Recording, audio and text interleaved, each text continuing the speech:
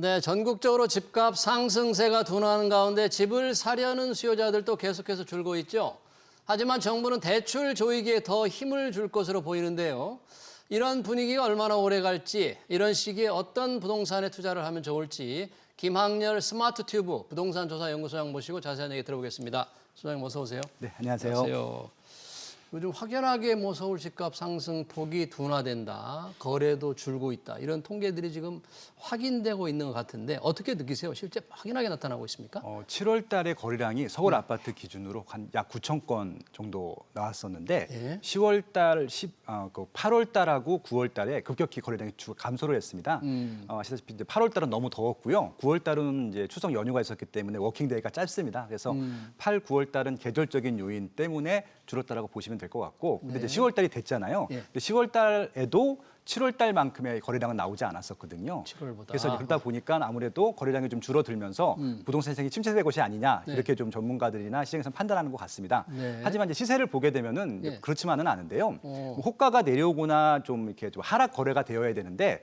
거래되는 내용들을 보게 되면은 호가랑, 그러니까 매도 호가랑 매수 호가가 벌어져 있을 뿐이지 예. 가격이 떨어지거나 그러지는 않습니다. 아마 가격이? 지금도 신경전을 하다 보니까 거래는 되지 않고 있고 예. 가격은 빠지지도 않고 있고 그런 상황이라고 보시면 될 것 같아요. 그럼 전체적으로 이런 분위기를 타고 상승세가 둔화되면서 이제 침체, 떨어지는 쪽으로 이렇게 좀 계속 가지 않을까? 이런 전망을 좀 하기는 어려운 상황입니까? 실질적으로 이제 투자자들이 많고 네. 던질 매물이 많다라고 하면 하락으로 변환이 될 수가 있을 것 같은데 네. 지금은 실수요 시장이기 때문에 실질적으로 꼭 이사를 가셔야 될 분들 아니면 이걸 팔고 꼭 이사를 가야 되는 사람들만 거래를 하고 있습니다. 네. 그래서 거래량이 적다는 의미는 바로 그런 의미일 것 같고요. 그래서 네. 여기다가 대출 규제가 들어왔었잖아요. 예. 그러다 보니까 실질적으로 이사 가고 싶으신 분들이 쓸 수 있는 자금력이 좀 줄어들었어요. 그러다 보니까 아무래도 선택할 폭이 적다 보니까 하급지로 가고 싶지는 않고 상급지로 가고 싶은데 돈이 좀 부족한 분들이 많기 때문에 아마 11월, 12월 달까지는 이 분위기로 가격이 하락하지도 않고 올라가지도 않고 이 분위기로 가지 않을까 예. 그렇게 좀 예상하고 있습니다. 올해는요, 현재 분위기가 좀 이어질 거다. 그런 상황에서 서울 인기 지역 얘기긴 합니다만 여전히 신고가가 나오고 있다. 계속 이렇게 오름세가 있다. 이게 양극화가 서울 내에서 수도권 안에서 너무 심화되는 게 아닌가 그런 분석이 있던데 실제 양극화는 더 계속 더 벌어질 것 같습니까?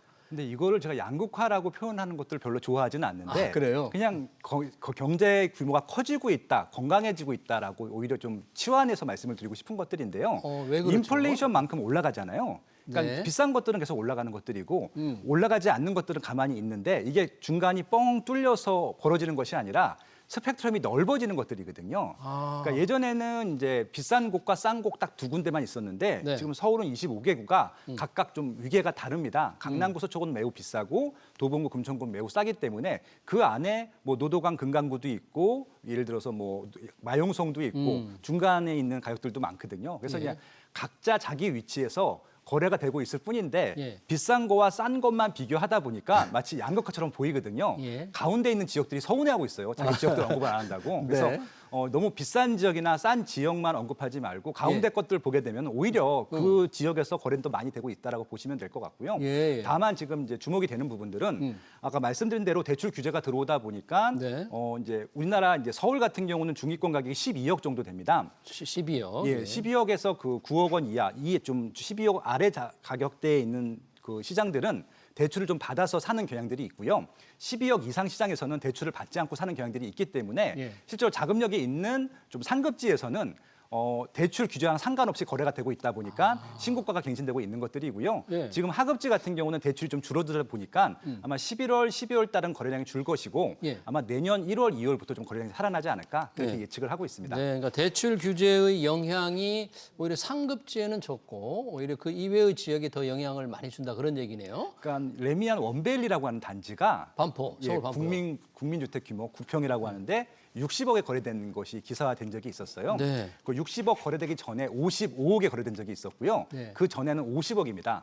최상급지 같은 경우는 거래될 때 그렇게 5억 정도는요. 내가 원하는 상품이면은 대출 받지 않고 살 수 있는 사람들이 지불하는 시장이거든요. 네. 근데 그 밑에 시장들 같은 경우는 몇 천만 차이가 나더라도 내가 돈을 마련할 수가 없으면 네. 그 가격대에 살 수가 없기 때문에 네. 거래가 중단이 되는데 상급지 같은 경우는 매도자와 매수자끼리 이렇게 좀 신경전을 하다가 에이 그냥 내가 졌어 하고 사버리거든요. 대출 안 받고. 그러니까 시장이 좀 다른 거죠. 예. 그러네요. 그러니까 스펙트럼, 우리가 양극화라기보다는 이제 스펙트럼이 좀 넓어졌다.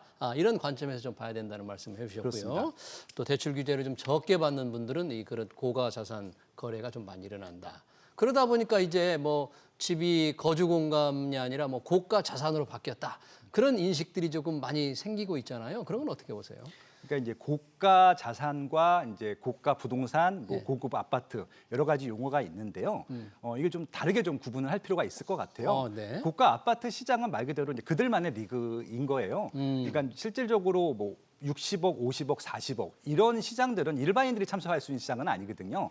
아마 그 지역에 원래 살았던 사람들이나 아니면 좀 돈을 많이 벌었다든가 이렇게 좀 시장이 한정이 돼 있다라고 보시면 될 것 같아요. 예. 전체 시장 중에서 그런 시장들은 3% 미만일 겁니다. 3% 예, 미만. 90% 이상은 일반적인 시장들이거든요. 대출도 받고 돈도 아껴야 되고 돈이 없으면은 뭐 전세 월세로 갔다가 돈이 마련되면은 내 집 마련도 하고 이런 시장인데 그곳은 아까 말씀드린 대로 대출과 상관없이 그냥 내가 이사 가고 싶었을 때 돈이 있고 마침 그 물건이 있으면 거래되는 시장이기 때문에 조금 나눠서 봐야 될 것 같고요. 그래서 예. 이제 많은 분들이 뭐 영끌해서 고가 시장으로 간다. 그거는 저희끼리 좀 상상을 하거나 추정을 하는 것뿐이지 실제 그렇게 움직이지는 않고요. 현실로 될 수는 예. 없는 거다. 실질적으로 많은 분들은 내 집 마련하고 한 단계 위에 이렇게 갈아타는 그렇게 좀 움직이는 것들이 대부분이지 네. 고가 시장은 고가 시장에 가는 층들이 있거든요. 네. 지역도 다르고 이런 얘기 좀 하면 그렇지만 사람들도 좀 다른 것 같아요. 경제적 수준이 그렇습니다. 네, 좀 듣기가 좀 그러네요. 네.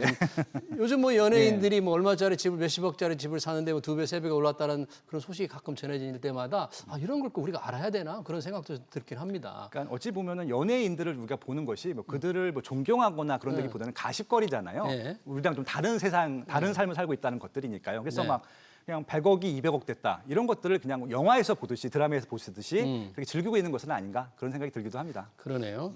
자, 그런 상황에서 볼 때 이제 아무래도 아까 연말까지는 현재의 상황이 계속될 것 같다 그러셨는데 이게 이제 뭐 당장보다는 내년 이후에 과연 어떻게 될까? 그래서 미리 집을 사는 분들이 일찌감치 계획을 세워야 되니까 그게 참 관심이에요. 지금 공급 확대를 하겠다고 정부는 계속 발표를 하고 있고요. 한국은행 기준금리 인하도 한번 이제 시행이 됐고 이런 변수가 좀 많긴 합니다만 이런 것들이 내년에 좀 어떻게 영향을 미칠지 좀 궁금합니다. 이게.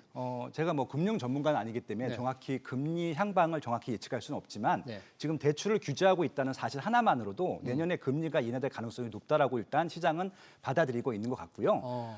지금 이제 미국에서도 11월, 12월 달에 금리 인하될 가능성이 높다는 리포트가 나오고 있기 때문에 미국이 아마 2번 정도 금리가 인하가 되면 한국도 금리 내릴 것 같거든요. 예. 그래서 이제 저도 이제 많은 분들하고 얘기를 나눌 때는 올해는 요 분위기로 갈 것 같으니까 차라리 대출이나 금리가 좀 그러니까 대출의 좀 폭도 넓어지고 금리가 인하될 수 있는 내년 초로 내 집 마련이나 갈아타기 시기를 좀 옮기자라고 지금 제안을 하고 있는 내년 편이고요. 초로. 근데 이제 여기서 전략이 좀 하나 필요한데 뭡니까? 지금 이제 거래가 안 되잖아요. 예. 집을 팔려고 하는 사람들이 지금 마음이 급해지기 시작했어요.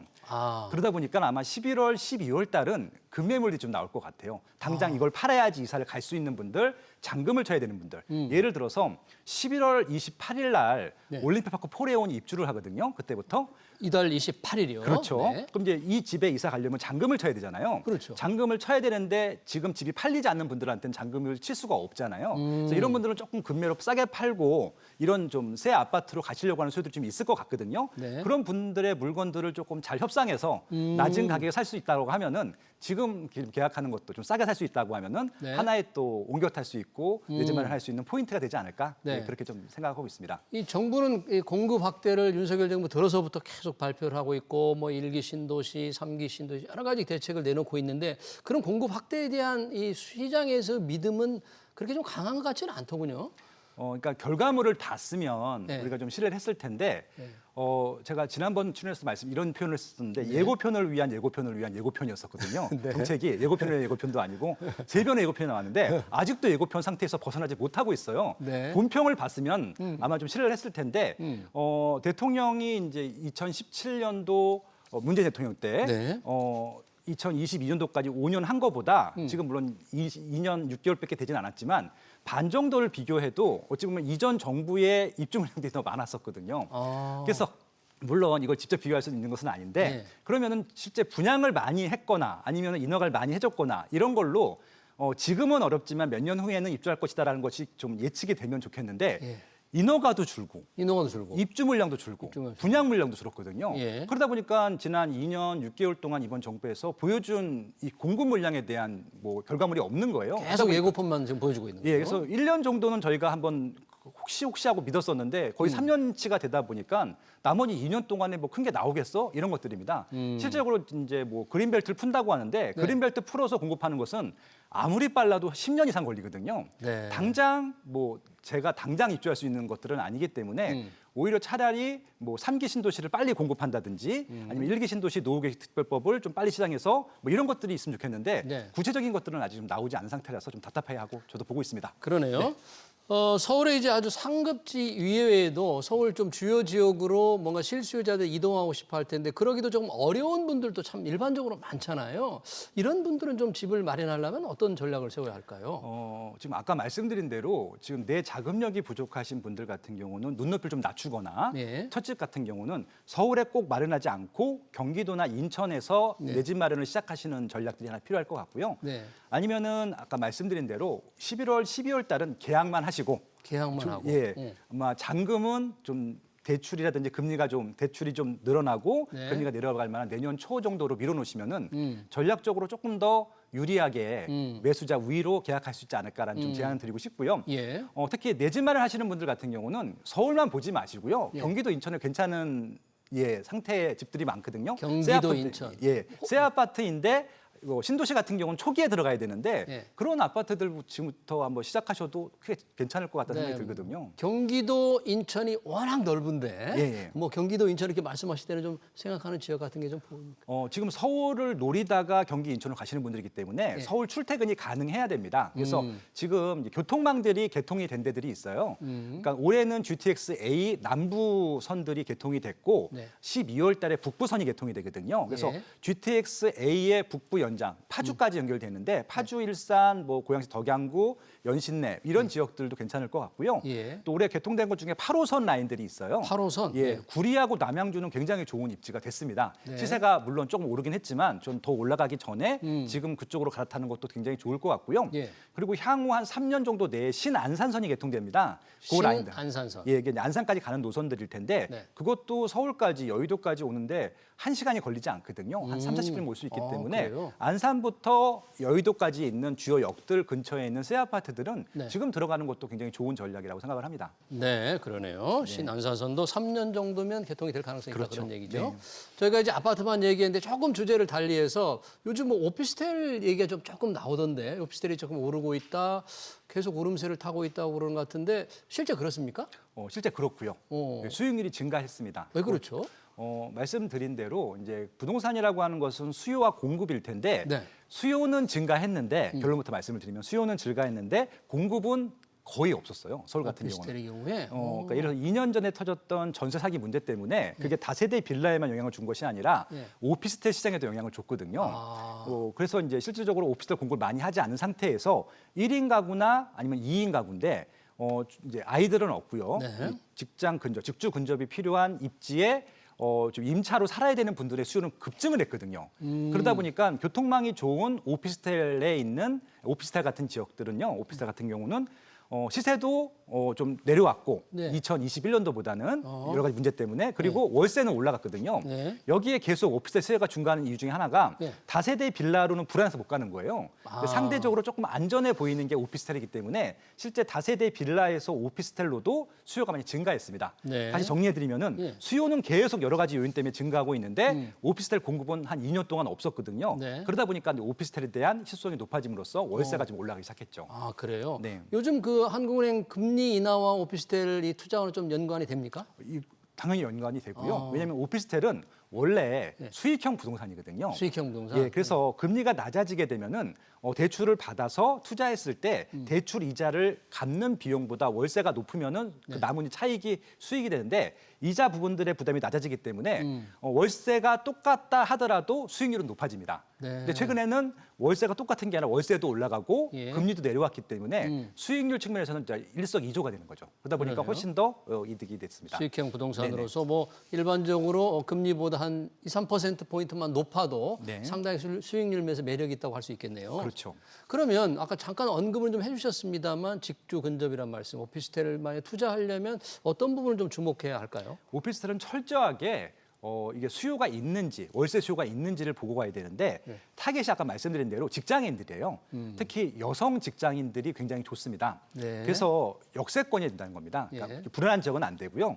역에서 멀지 않은 지역에 좀 새 오피스텔이면 좋을 것 같고요. 10년이 넘지 않은. 그러다 보니까 아무래도 직장이 많이 몰려있는 지역들이 좋습니다. 네. 가장 일자리가 많은 데가 강남구고요. 예. 서초구, 용산구 요 라인에는 일자리가 많은데 그런 오피스텔도 마침 있거든요. 예. 그런 것들은 주요 투자 상품도 될 것 같고요. 네. 너무 서울 외곽이라든지 네. 아니면 경기도에 일자리랑 연결된 교통망이 없는 쪽의 오피스텔은 그래서 좀 피하는 게 맞을 것 같고요. 네. 가장 중요한 것은 직장과의 근접성이 유지된 상태에서의 좋은 오피스텔이기 때문에 네. 직주 근접이 되는 오피스텔은 지금도 굉장히 좋다라고 보고 있습니다. 혹시 오피스텔 투자는 뭐 빌라처럼 그런 위험성은 없나요? 월세로 들어가시길 추천드리고요. 예. 월세로 들어가게 되면은 전세 사기 문제는 거의 발생하지 않을 것 같습니다. 아, 그러니까 오피스텔에 들어가려면 예. 월세로 하면 좋겠다. 왜냐하면 보증금이 낮기 때문에 예. 설사 그 경매에 넘어간다 하더라도 최소 보증금 받을 수 있는 비용 아래거든요. 예. 그 정도라고 하면은 크게 문제가 되지는 않을 것 같습니다. 네, 잘 알겠습니다. 최근의 부동산 시장 동향과 오피스텔 투자 전략까지 잘 들었습니다. 지금까지 김학렬 스마트 튜브 부동산 조사연구소장이었습니다. 고맙습니다. 고맙습니다.